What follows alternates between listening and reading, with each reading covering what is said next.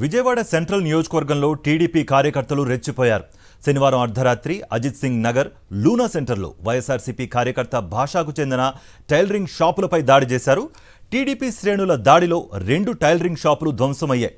Tailoring మెషిన్లు, TV, furniture ధ్వంసం చేశారు టీడీపీ కార్యకర్తలు. బాధితుడు పోలీసులకు ఫిర్యాదు చేశాడు. టీడీపీ కార్యకర్త వేల్పుల విజయబాబుతో పాటు మరికొంతమంది వ్యక్తులు ఈ దాడికి పాల్పడ్డారని పోలీసులు గుర్తించారు. 6గురిపై కేసు నమోదు చేశారు అజిత్ సింగ్ నగర్ పోలీసులు. ఇదే అంశానికి సంబంధించి మరింత సమాచారం మా ప్రతినిధి అశోక్ అందిస్తారు. అశోక్, ఉమ్మడి కృష్ణా జిల్లాలో టీడీపీ నేతల దాడుల పర్వం కొనసాగుతుంది.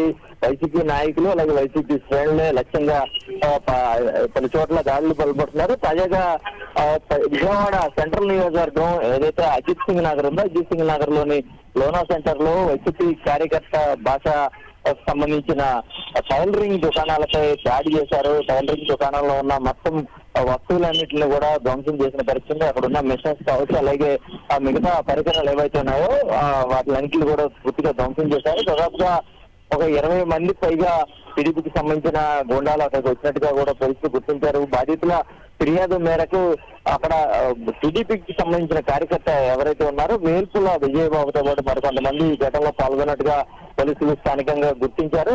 వారిపై కేసు నమోదు చేసిన పరిస్థితి కూడా ఉంది. విజయబాబుతో కూడా మొత్తం 6గురి మీద ఈ కేసు నమోదు చేశారు. బాధితులు అంటే తమకు ఏ పార్టీతో సంబంధం లేదని వాళ్ళు చెప్తున్నప్పటికీ కూడా వినకుండా, వాళ్ళ మీద చిన్న స్థాయి కార్యకర్త అయినప్పుడు కూడా వినకుండా వారి షాపులన్నింటినీ కూడా పూర్తిగా ధ్వంసం చేశారు. పూర్తి స్థాయి ఎక్కడ చూసినా సరే టీడీపీ పార్టీ నేతలు కావచ్చు, గూండాలు కావచ్చు, ఇదే తరహాలో వైసీపీ శ్రేణులకు సంబంధించిన ఆస్తుల మీద పడి ధ్వంసం చేసిన పరిస్థితి కనబడుతుంది. రైట్ అశోక్.